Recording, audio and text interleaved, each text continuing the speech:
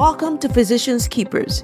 Each episode features honest conversations with physicians, sharing moments that shaped them, challenged them, or taught them something worth passing on. These stories come from every corner of a physician's life: the clinic, OR, family, finances, mental health, leadership, and personal growth. If a story can help another doctor feel seen or strengthened, it belongs here.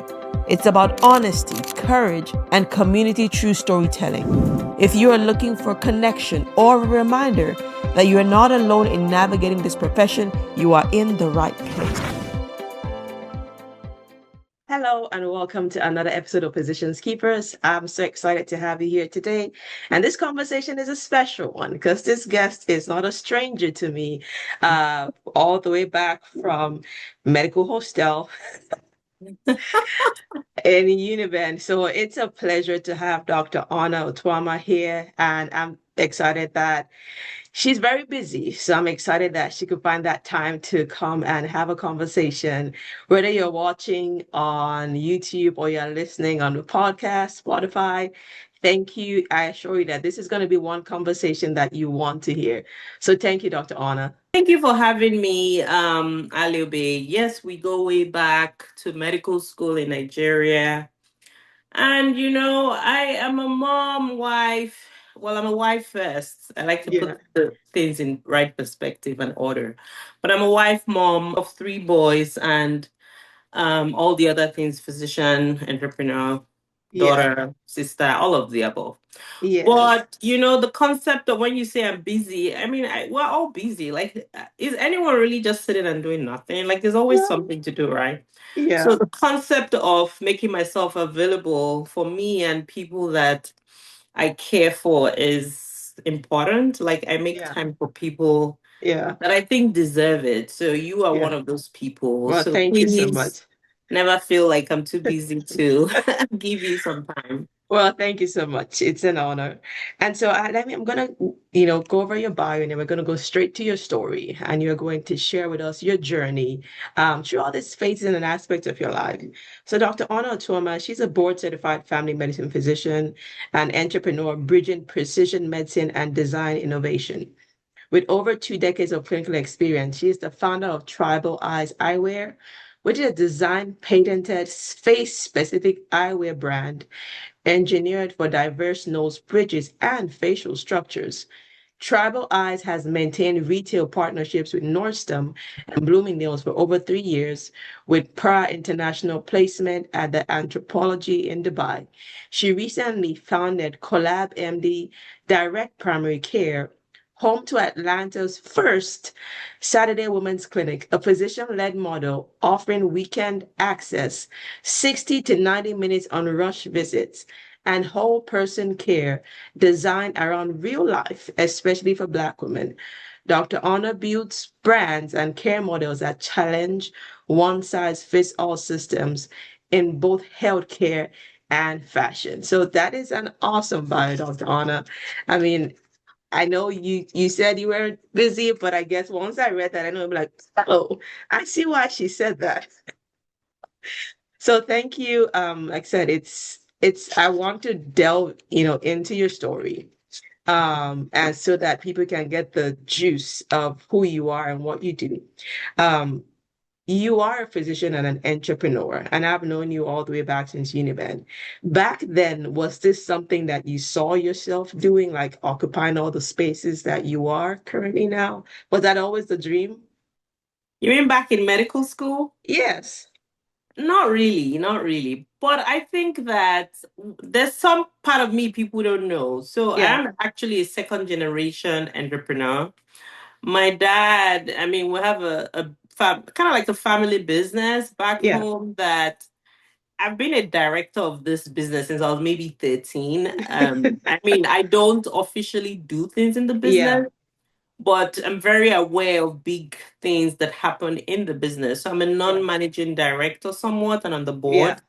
But to that end, I'm a second generation entrepreneur. So I have a bit of a restless spirit. And I say restless spirit when it comes to career goals and pursuits. And for Yeah. me, the initial goal was really medicine to, to be a physician, to be the best physician. But just like you, we get exposed to different experiences, Yeah. and those experiences shape how we interact with our profession. So for me, I will say that once I finished residency and I started practicing, I knew very quickly in the first year that I could never be just an employee in a hospital, Yeah. just because the American hospital healthcare space is very regimented and it's more mechanized.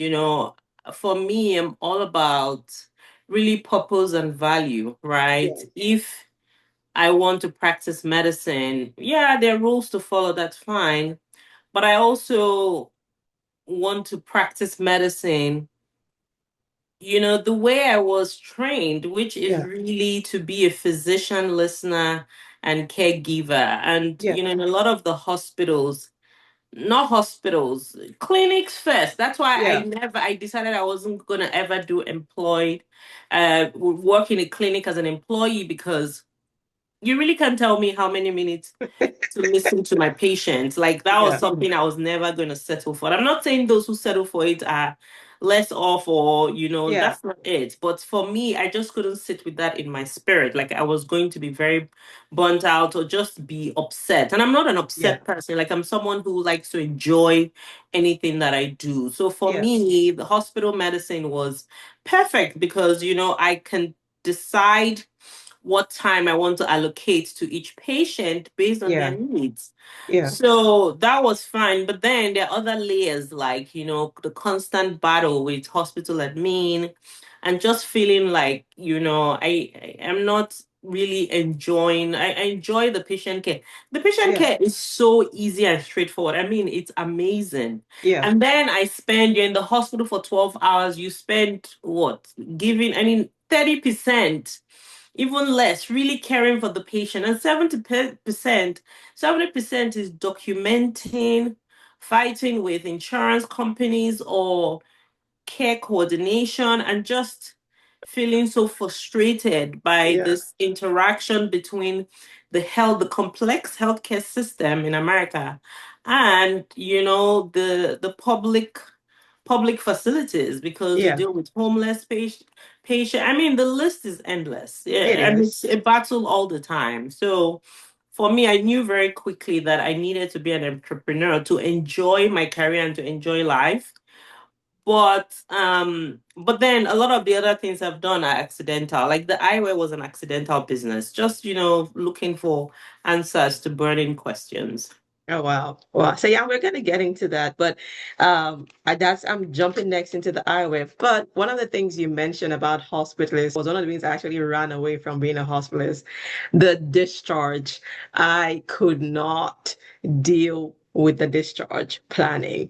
I mean, fighting with the care coordinators when you have all those patients that need to go here, need to go there, but can't go there, can't go there.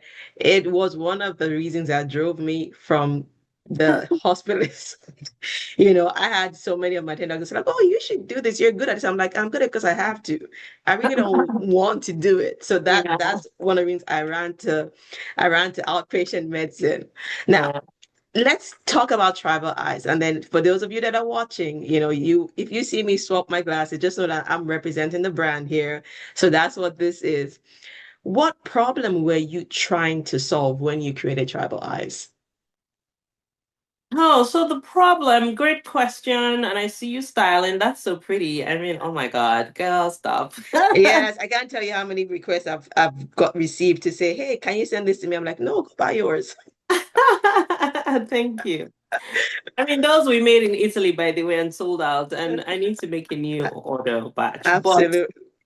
the question was, who's making glasses, eyeglasses, and sunglasses for people with different facial features? What do I mean by that? Now, most of the eyewear is made in Italy, right? And it's made in Italy. Hence, they make the glasses based on their facial features. The typical Italian, I say typical because most people are mixed, or there's a Yeah. good percentage of people that are mixed in any community. But the typical Italian feature is a narrow nose bridge. Now, the nose bridge is the distance really between the eyes. So here, right, from here to here. The nose bridge is the typical nose bridge of the Italian is a narrow nose bridge, a high nose bridge. You can see that this is my, let me come closer. So Yeah. I have a wider nose bridge, while the Yeah. typical Italian nose bridge is thinner. Yeah. Secondly, I have a low nose bridge. So the low nose bridge is usually beneath the level of the eyes. You can see that Yeah. it's lower here. You see people who have a high nose bridge high up or Yeah. kind of really projecting from here. That's someone with a high nose bridge. I have a low one. I have the typical African or Black African American facial features. Yeah. And these features that I'm describing are similar in the Asian community, the Chinese and those from Japan, etc. Yeah. So then secondly, the typical black facial feature is high cheekbones, right? Yeah. So again, which is not like the typical, Italian facial feature, which is a thin and longer nose. So to that end, your glasses rest on your nose bridge. If you had no nose bridge, like no nose, your Yeah. glasses Yeah. will Yeah. likely will like hang down because there's Yeah. nothing to rest on. So you need the nose bridge for the glasses to sit. So my question at that time, I was examining I had been frustrated with my eyewear, but I didn't know what the problem was. Like you don't Yeah. really know, right? And I remember examining my patient one day, and you have to reach over to listen to a patient because they're lying on the bed. Yeah. So as I was reaching over, my glasses at that time, one of the big brands, was sliding off my face. And Yeah. I was like, you need your two hands when you're listening to the chest. Yeah. I'm like, how is it possible that something that should provide me vision and stay on my face is falling and sliding down my face? Yeah. Hence, I started to do research. I have a research background. So I usually will go searching when I have questions. And I said, who's Yeah. making eyewear for people with diverse facial features like Yeah. mine? Because glasses is really not a one size fits all. And Hmm. it was in the process of that I realized that no one was really trying to answer that question. The Oh, wow. eyewear industry is age old, invented centuries ago, or years Yeah. ago, decades ago. How is it possible that those of us who don't have a thin, long nose are Yeah. not being considered in the manufacturing process? And then you have to squeeze your face into whatever society or this industry decides Yeah. to spew out. Yeah. Oh, wow.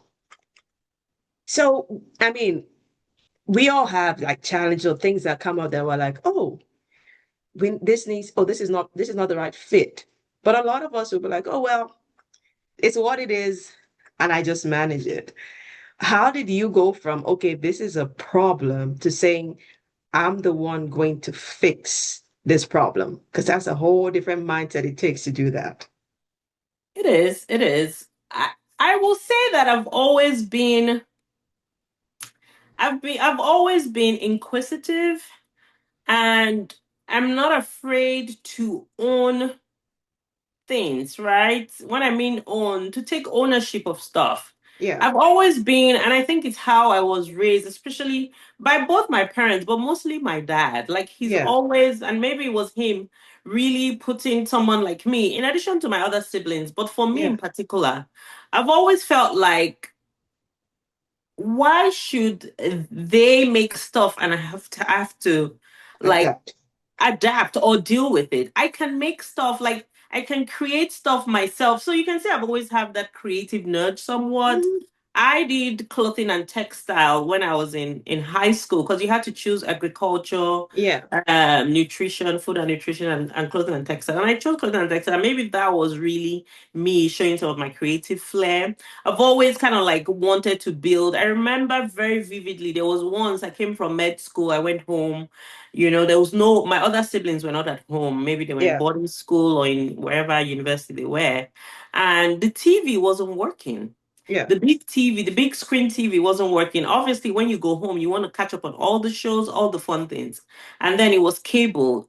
Do you know what I did? My dad was out of town.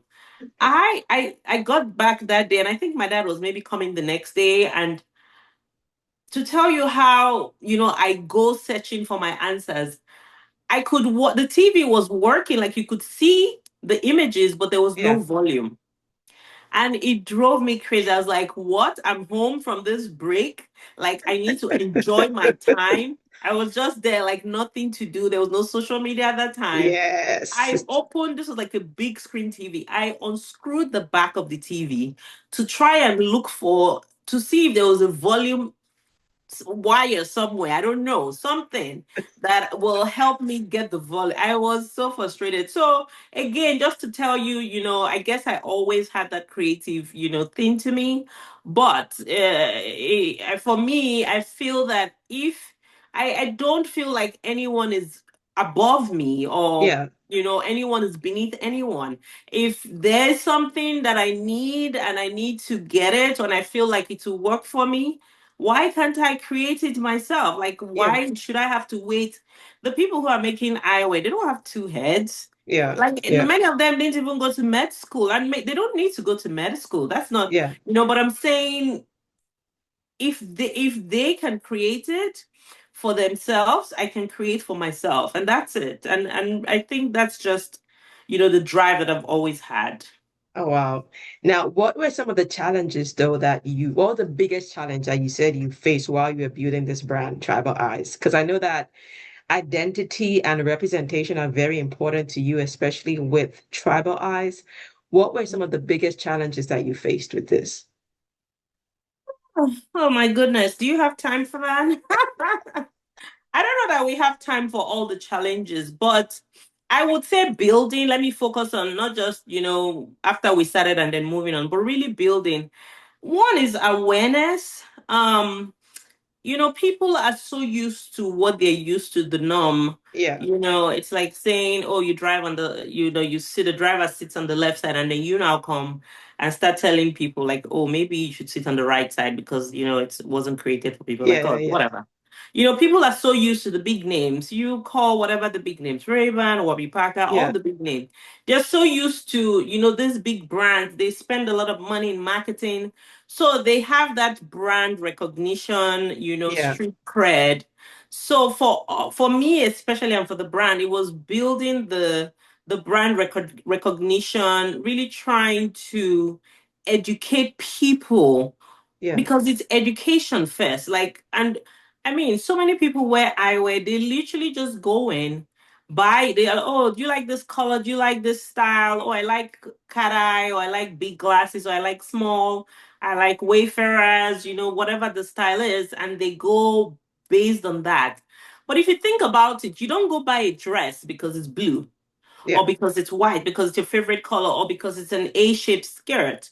You Yeah. do that, but it has to be your size. Yeah. It has to It fit. has to be your size. So I wear, it has to be your size too. So that's one big challenge, I would say, when we were starting. Secondly was trying to somewhat be taken seriously, because the just like, I don't think there's a lot of gatekeeping in the medical community. There's a way I don't think so, but I might be Yeah. biased. The fashion space has a lot of gatekeeping. Yeah. So for someone who had never been in the fashion industry, my parents were not in the fashion industry. I had been in the medical space and research space. So this was a new space for me to navigate. Yeah. I think that was another very big challenge, just trying to get information in those spaces. Oh, wow. But it says, it looks like you, being who you are, you did overcome all those challenges. And I mean, honestly, and this is, I mean, no bias, even my husband can probably testify, these are the best eyewear in terms of, I don't even spend money on any other thing else in terms of eyewear. These are anytime, everyone I've gotten from you, every design, I have three. They fit so perfectly, like how you talked about. I'm never worried that they're going to fall off my face, right? The fit is just always right. So I'm glad that you were able to overcome all those challenges. I mean, and just representing us in this space for us has been so great. Now, do you think that physicians underestimate the power that they have to solve problems outside of clinical medicine? Because you mentioned something, you said, I studied medicine. I did research. I should be able to figure out how to fix this problem. But do you think that as physicians, sometimes we underestimate the fact that we can actually do something about whatever we think we want to change? Yes, that's a very big challenge as a physician to cross. And I did have some cold feet, but it was very short, very limited. Again, this was during the pandemic.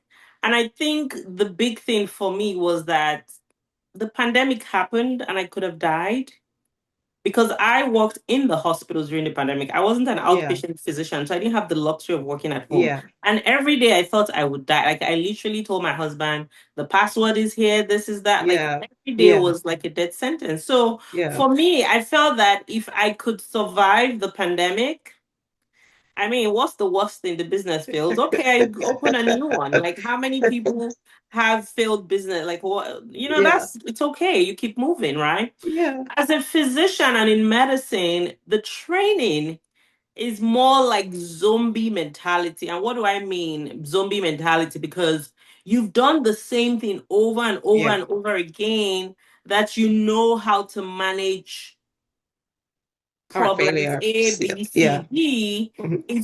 It will usually present in a similar way. Very few times will it be a zebra while Yeah, you're trying to figure out stuff. But most of the common problems are things that you can manage even in your sleep. yeah, So because of that, we're not used to activating the creative sides of our brain. sure. So there's that. There's definitely that big challenge. And also the fact that you're shifting from one industry to the next, right? So that is a big challenge for many physicians. And I really hope that I've helped to mentor some people. I continue to mentor others. I hope that that's something that you know, I can help. That's some way I can help, teach and educate physicians on the fact that you can be many other things and be a physician. And if you don't want to do medicine anymore, that's fine too. You Yeah, can do both or one or two, and that's just okay. yeah. And I'm so glad, like I said, that you're in this space because a lot of times, and this is not training that we get in med school, right? It's not, we're, for lack of a better word, we're taught to be one-minded in our pursuit with certain things. Yeah. Medicine it's a long process studying medicine and getting to that peak that sometimes your creative sides are stifled. Right. Sometimes you think about something that's like, oh my God, I just have this volume of work I need to cover. And so you have that tendency that you finish medical school and then you forget that you're an artist. You Yeah. forgot that you actually love fashion designing, that you forget all those things, right? And then when you see an opportunity to jump into it, you kind of hesitate. I'm like, let me just focus on what I know, on what I'm good at, and what has been successful so far. And you being in this space is, telling others that you can do it all, so to say, right? Because I Yeah. mean, you're still practicing clinical medicine, right? But then you're also branched out. But I think a lot of it also, like you said, has to do with your support, right? It sounds like you have awesome, amazing family support. You had a mentor in your dad. And now you're coming to this space where you can also mentor others to say, hey, there's this side of you that's not just an MD. Yeah. Fine. An MD is great. And if that's all that you want to be, awesome. But then if there's something else that you want to explore, go ahead and do it. And you mentioned something. You said if I fail, well, I will be the first person that's failed at business, which is I think is one of the best mentalities to have from an entrepreneur standpoint. Because as Yeah. as physicians, we're taught that, hey, we want to be perfect, especially when it comes to patients, right? Because I mean, that's lives, but that's not business, right? Business, you're going to fail. And Yeah. failure is not something, most people that, go into the space of medicine, failure is not something that we like to associate with ourselves because we're mostly driven, we're, personality type and all that. But business, that's not the type of person that shows up in business.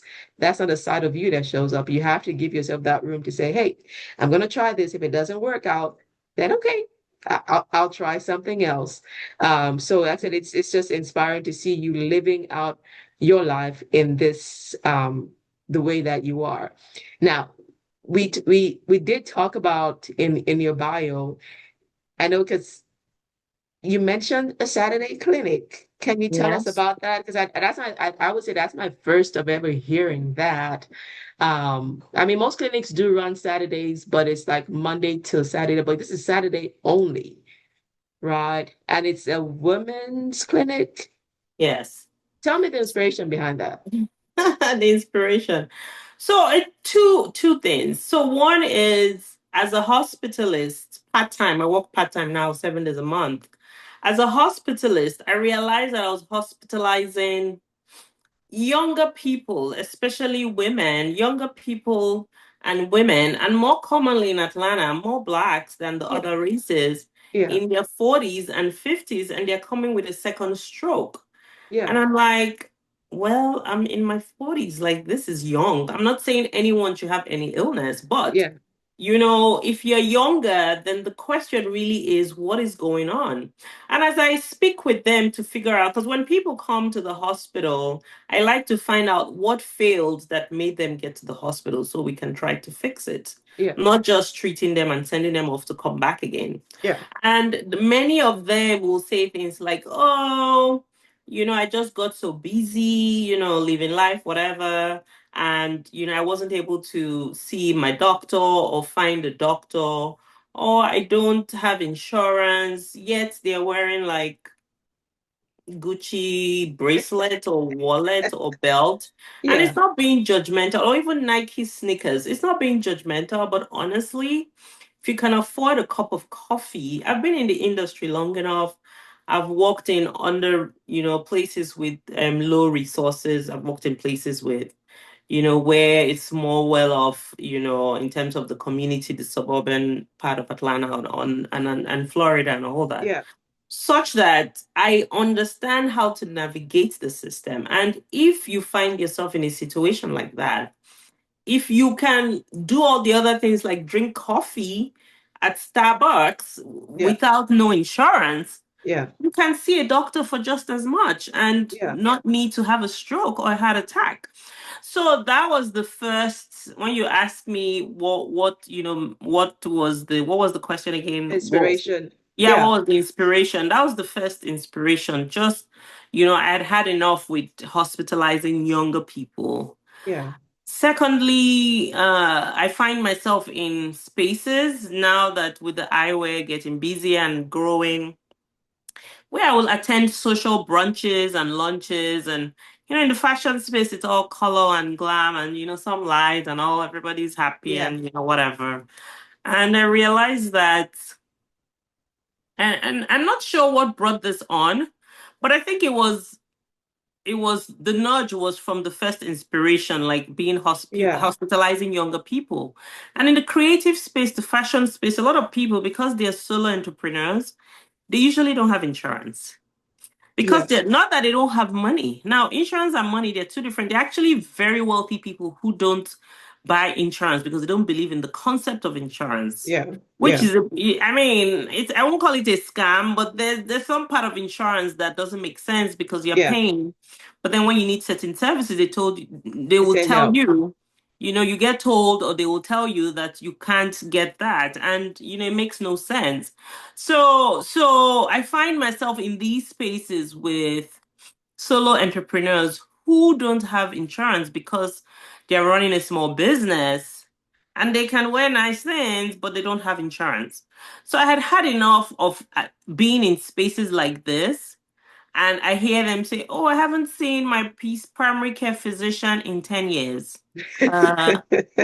or in 5 years, Yeah, but you just got a haircut or you just got your nails done, and when you ask them, it's, oh, they're busy, or they just felt that because they didn't have paid, like they're not yeah, employees, they can't afford insurance, and things like that. Mostly being busy because I'm a yeah, mother, so most of my friends are mothers, also juggling motherhood and life. So for me, it was, if you can get your nails done and your hair done on Saturday, that's usually one day women will try to figure out how to be free to do yeah, self-care. yeah, If they can do that, they can see their physician on a Saturday. And we created and worded it like it's a women's clinic, but we see Yeah. men too. I Yeah. just focused on women because that's what I can relate with the most. I'm a woman, and women usually suffer from this lack of self-care because of Yeah. all the things that they're juggling. Yeah. Yeah. I mean, like I said, that's really creative in that sense because yeah, I see it all the time, right? Where you see someone who hasn't been in a clinic for, I mean, you missed your last appointment, you missed your last three appointments, and what's going on? They're like, well, I've just been busy with my job, or I've just been busy, like I don't have time, I'm chasing this, kids here, kids there. And then you have to keep highlighting. It's like, look, you have to show up as your best self, Yeah, right? For all these people that you're trying for your job, right? You can be yeah, the best person at your job. If you drop dead tomorrow, they're gonna be like, "Oh my God, she was such a hard worker. Oh, we're gonna miss her." But then the next thing, like, has anyone else put in for that application? It's like 100%. you have to prioritize your health, right? Yeah, And so you coming up with this, where like, okay, Saturdays are really, for most women, this is when they do the, self-care running around. Your health is the most important self-care you can do above the massage, above the nails, above the facials. Like, if this body's not healthy, all those other things are vanity. yeah, So yeah. coming into that space where you said, okay, this is a problem that is there, and I want to be the one to create a solution for it. That is amazing. Now you are doing the direct primary care model. Yes. For those who are not familiar with direct primary care, what does that mean? Direct primary care means it's a cash-based, non-insurance model. You pay, Yeah, it's usually a monthly subscription. Some people pay yearly, where you pay your physician or the practice yeah, for care. It's yeah, usually an inclusive care, meaning you pay and it covers a lot of the basic things that you need, like annual physicals, some basic labs, multiple appointments, and um yeah, and unrushed appointments.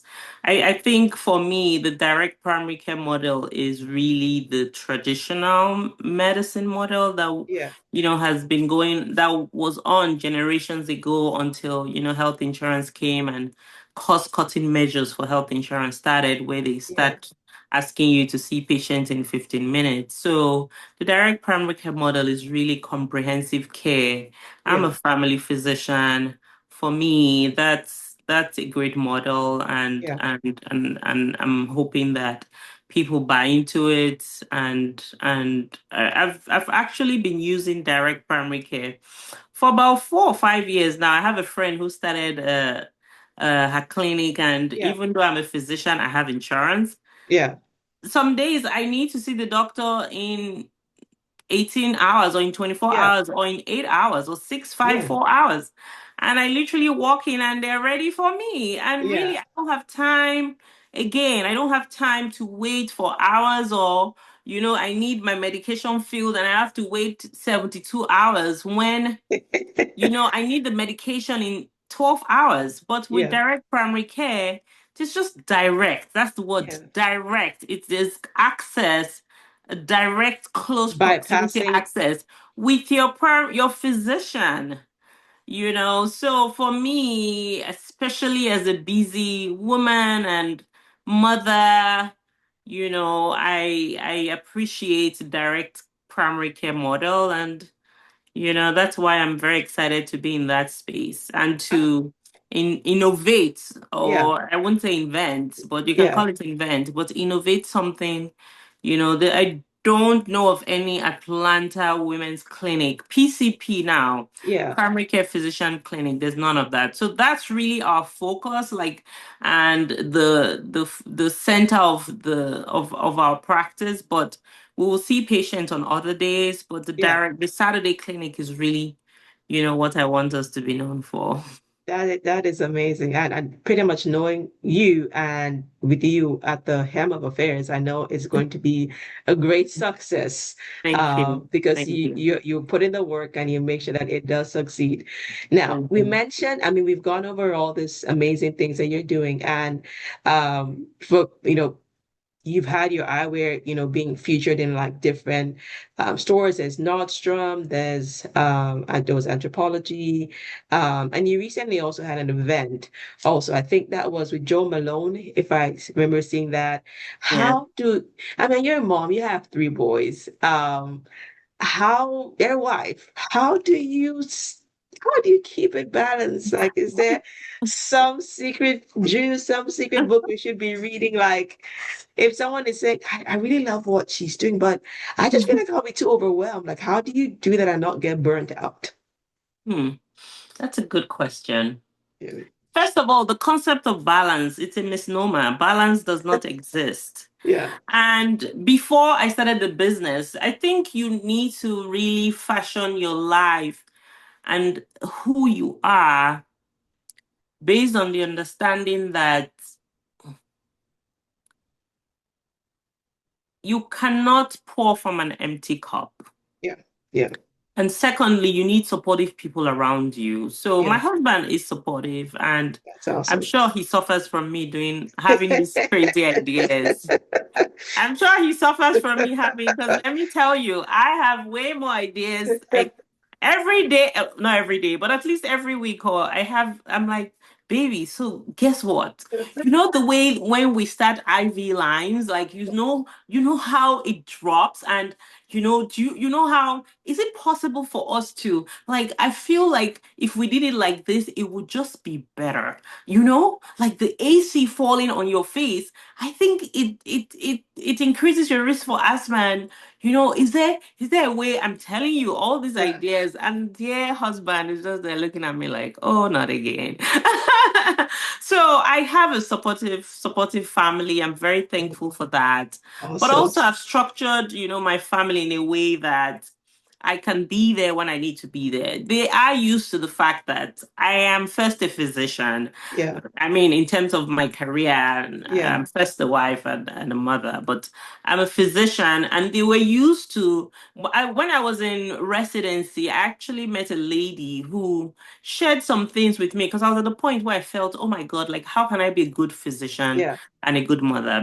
yeah, Because I believe that you cannot be the best physician and the best mother. You yeah, cannot. Because yeah, the best physician literally like stays in the hospital. If you have children, good luck with that. Like you can't stay in the hospital 24/7. But you can be a good physician, like a real yeah, good physician and a good mother. And I chose to do that during residency. And for me, I let my children know that because I do shift work, that and my husband, so the family understands that when I'm mom, I'm mom. yeah, I don't take pages from the hospital when I'm not there. When I finish, don't page me, don't call me. The hospital has a system, you need to follow that system. yeah. And I show up, I'm at school plays, I'm volunteering. I mean, I've been a room mom for many years, I can't even count. I'm going for like field trips. So they see you being present.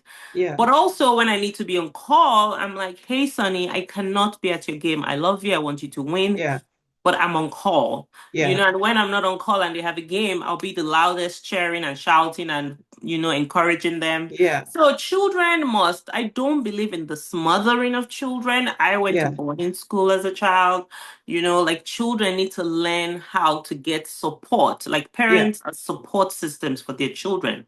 These are individuals. We're just guiding them to lead a successful adult life. yeah, So for me, I raised my children to be that way, to understand that I don't have to sit next to you 24 hours for you to either be able to do your homework or to eat and, yeah, basic things. So those things, structuring my family has helped. Secondly, my children have like wide age groups, so that helps too. And lastly, I practice a lot of self-care. And it's so interesting. I've been doing this since I was in medical school. I didn't yeah, know at that time that it will help me now, but yeah, I've always like, I will set a time when I'm going swimming. Even in Nigeria, in Benin, in medical school, I was swimming. I would drive myself. Thankfully, I had a car. I would drive myself to go swimming. I would yeah, drive myself to go eat out all by myself. I used to go eat plantain, and I like the pepper soup at, I forget the name of that place where they had that nice restaurant. I would take myself out and do those things. So I always kind of made time Yeah. for myself, and I made time and I studied really hard. I mean, you knew me, I was very studious, Yeah. and I played hard too. So I think for me, I've just kind of figured and learned how to do the things that matter to me, and family, and my dear friends, and all the things that need to be done. I'm able to do them as much as is possible, but I try to be, I wouldn't say I'm the most organized, but I would say that I try to be efficient. Yeah. I Yeah. try to be efficient. If I'm going to do something, I'm going to dedicate the time, do it well, do it and be done, and move to the next thing. I'm in the hospital. I want to finish and sign all my notes, no messages. And when I'm in the hospital, I'm not gossiping. I don't Yeah. have time for that. Like, Yeah. I don't include myself or involve myself in things that are time wasters. I Yeah. don't discuss politics, religion. I'm not frolicking. Like, I'm here to work. Like, I didn't leave my children to come discussing world affairs. Like, hi, how are you? Are you doing well? Yeah, basic things. Yeah. But I focus on the work, and once it's done, I'm out. So I try to be very efficient in that Well, regard. thank you so much for sharing. I'm sure that would be such a great help to others hearing you. I'm wondering like how can I get to do all these things because you're living it and we're just excited to just kind of see how your journey keeps progressing. Now, before I let you go, one more thing is that what would you say to a physician who feels like they have more to offer beyond medicine, but they're afraid to explore it? Because you're like this brave adventurer. You've gone into this world and you're exploring it for us. What would you say to a physician who's afraid to explore it? Hmm, that's an interesting question too. But this is what I would say. I would tell them to leave the words that they are saying. So the things you tell your patient, you need to live by those words. Yeah. Every physician is a bit of a therapist and a counselor. When patients Yep. come to you and they say, hey, I'm afraid of taking this medication. I'm not sure what it will do, Yeah. for me. I don't know that it will help me. Um, I'm afraid of Yeah. exercising. I'm afraid I want to do a degree. Yeah. I want to pursue another career, and I feel that I will fail. Guess Yeah. what the physician is telling that person? You can do it. You Okay. can you Okay. can be all these things you want to be. Thank You you. you So can if you can yeah. say that, Yeah. just the way you're advising your patient to take a medication that they don't trust. Yeah. The patient doesn't know you, but they trust You. that you are doing it for their good. You Yeah. also have to trust your instincts, Yeah. especially when it's something good. You research Yeah. it, it makes sense.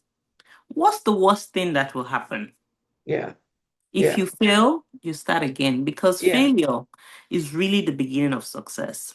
Yeah. And in medicine, we have the big challenge because you're not supposed to fail when you're providing care for people, for Yeah. human beings, because that's Yeah. someone's life. Life. Yeah. But the things around like studying and the process of, just getting to that place, if you fail, guess what? You have to do it again. What does that do? It Yeah. makes you better. Yeah. So, to my colleagues who are trying to go into a space and they're afraid, look for, do your research and look for mentors in the space, look for mentors, network. And once you speak to a few people and it makes sense, take the leap. If Yeah. it fails, I promise you it will make you a better person. Yes, It it will. will. Yes, it Yeah, will. it will make Well, you a better person. Dr. Ona, it's been amazing talking to you. So for those that are asking, like, where can this eyewear that they've just been wearing on display, where can we get it? Like, we want to look so cool, we want to look so amazing, we want to support this brand. Where can they go to? So we're on the internet on our website is www.tribaleyesshop.com. That's TRIBALEYES another SHOP, so two Yeah. S's, tribaleyeshop.com. On Nordstrom, if you go on the Nordstrom website, you will see us, Tribal Eyes.